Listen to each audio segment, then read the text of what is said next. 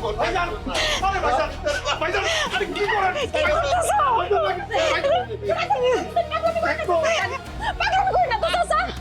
আরে ভাইজান মাথাটা ঠান্ডা করেন, এত উত্তেজিত হেন না।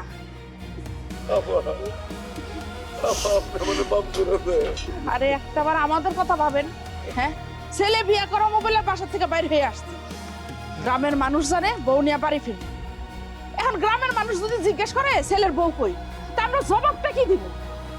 আরে ছেলের বউ বিয়ের আসর থেকে পালাই গেছে, এই জবাব দিব? হ্যাঁ, মান সম্মান আমার কিছু থাকবো? আমার মাফ করে দেন আব্বা। আমার ভাইয়া তো আমাদের খাইলো, আপনারও খাইলো, এই ক্ষতিপূরণ করা সম্ভব না আব্বা। তারপর আপনি যা বলবেন, যেটা করতে বলবেন, যা দিতে বলবেন, আমি রাজি আছি আব্বা। আপনি মাথাটা ঠান্ডা করেন, আমরা এখানে থেকে কি করব? আমরা যাই। মজিদ, মজিদ, হাই মজিদ।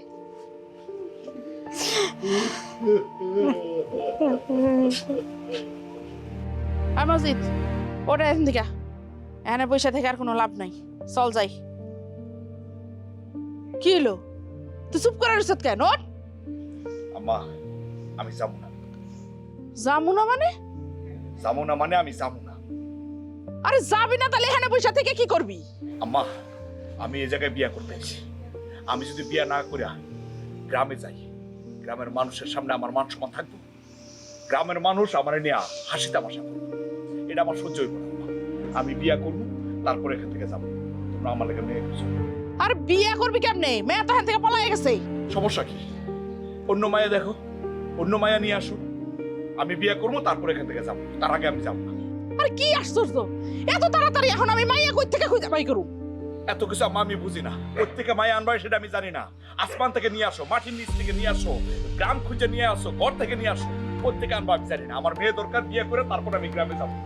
দরকার পড়লে এই জায়গায় আমি 7 দিন 7 রাত না খেয়ে থাকবো, অপেক্ষা করবো, তারপর আমি বিয়ে ছাড়া গ্রামে যাবো না। এটা আমার শেষ কথা আম্মা।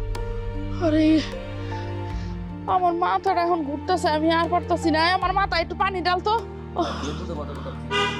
হ্যাঁ, মাইয়া কম যত সহজ কথা, আর বিয়ে তো টাইমের বিষয়। এত কিছু আমার বুঝাই স্টাইল আমি বুঝি না, আমি সব কিছু বুঝি। আমার অবস্থায় তো তুই পড়ছাই পড়ছস, আমার অবস্থায় পড়লে বুঝতি। এখন যদি আমি বিয়ে না করে গ্রামে যাই, গ্রামের মানুষ যে আমার সারা জীবন কইবো। যত জীবন বাইচা থাকবো তত জীবন কইবো, ওই দেখ বিয়ার আসর থেকে বিয়ে না করে আয় পড়ছে, পোড়া কপাল। আমি এত কিছু জানি না, আমি বিয়ে করবো তারপরে এই বাড়ি ছাড়া। আরে ভাই, উল্টা পাল্টা কথা বলতেছি কি লেগে? তুমি বিয়া তো সমস্যা নাই, আমি তোমার বিয়া করাবো। মাইয়া যেমনে পারে আমি নিয়ে যাবো, দরকার পড়লে মানুষের বাইরে ঢুকুম, আমি একটা মাইয়া আমি জোর করে তুলে লই যাবো। এই মুহূর্তে রুস্তুম ডাকাইদার আমার মধ্যে কোনো পার্থক্য নাই। আমি চাইতেছি। ওই দেখ ভাই, দেখ মাইয়া আমি আনতাম। আরে তুই আবার কই যাস? ওকে সত্যি সত্যি মাই তুলে নিয়ে নাকি? আচ্ছা তুলে নিয়ে, আমি এত কিছু চিন্তা করতে পারবো না। আমার মেয়ে দরকার, বিয়ে করবো, এছাড়া আমি আর অন্য কোনো কথা বলতে পারবো না। আর বুঝাইস না রে ভাই, আমার কোনো বুঝে কাজ হইব না।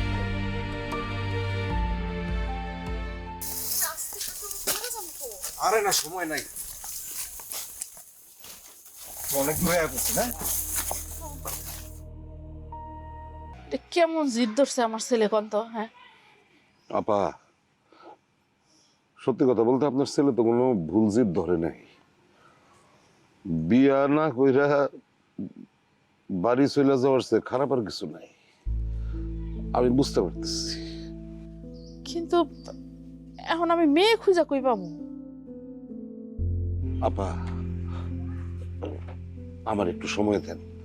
মানে এই গ্রামে আমার জ্ঞাতি গোষ্ঠী ভাই ব্রাদার তো অনেক আছে, তাদের অনেকের ঘরে বিবাহযোগ্য মেয়ে আছে এবং তারা সকলেই সুপাত্রী।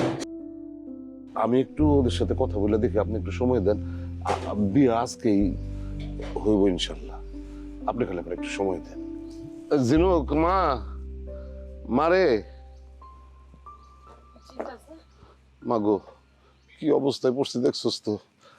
আমি একটু তোর রহিম চাচার বাড়ি যাবো আর করিমের বাড়ি যাবো, ওদের সাথে একটু কথাবার্তা বলি।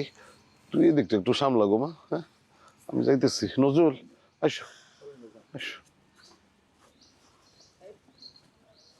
শিমুল, জবাব, তোরা একটু আমার লগে আয় তো।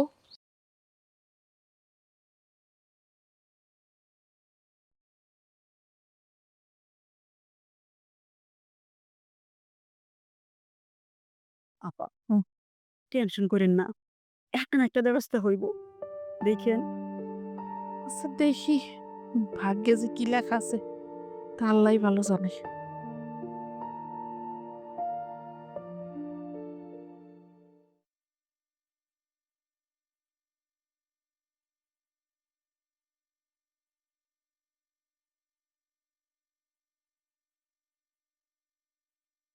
বাবু, তুমি আম করে ঘরে রেখে আনলা কেন? বাড়ির অবস্থা তো তোরা বুঝতেছিস। আমাকে বাড়িতে একটা মান সম্মান আছে, তাই না? আবার এদিকে নতুন জামা একটা জেদ ধরে বইসা আছে, সে বিয়ে না করে এই বাড়ি থেকে বাইর হবে না। আসলে নতুন জামাই যেটা কয় সেটাও তো ঠিক, তাকেও তো একটা মান ইজ্জত আছে, মান সম্মান আছে। আমি না বুঝতে পারতেছি না সাসাই বা কেমনি কি ম্যানেজ করবে। তুমি কি কইতেছ বাবু? আচ্ছা, খোলা কিন্তু উষা লম্বা আছে, দেখতে সুন্দর সুন্দর, আবার টাকা পয়সা আর্থিকভাবেও সচ্ছল। আমি কইতেছিলাম কি, তোর তো বড় হইছস, আজ ও কাল বিয়ে তো দিতেই হইব, আর বিয়ের বয়সও তো হয়েছে মোটামুটি। তব মধ্যে যদি কারোর এই পোলারে পছন্দ হয় তাহলে আমারে কইতে পারোস, আমি নিজে চাচার কাছে এই প্রস্তাব দিব, তাতে আমাকে সবার মান ইজ্জত বাঁচবো। বাবু, তুমি এটা কি কও? আমরা এখন পড়ালেখা করতেছি, আমগো কি বিয়ার বয়স হইছে? আচ্ছা বাবু, তোমার তো বকুল আপুর মতন প্রেম প্রীতি নেই, তুমি তো চাইলে বিয়েটা করতে পারো, এতে আমগো পরিবারের মান সম্মান বাঁচবো, আর আব্বাও টেনশন কমবো। তুমি বিয়েটা করো। ওই ঠিকই কইছে, তুমি বিয়া তো বউ ঠাকুর, আমি রাজি কইছি। তুমি রাজি হয়ে যাও বুবু। তবু তুমি রাজি হও। বুবু, তুমি রাজি হয়ে যাও। বুবু ভালো হবে, তুমি রাজি হয়ে যাও। তোরা কেউ বুঝো না বুবু রে।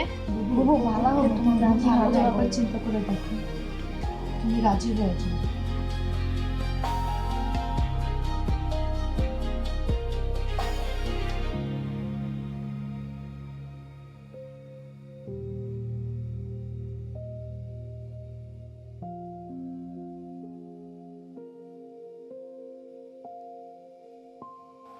খালাম্মা, আপনি এত চিন্তা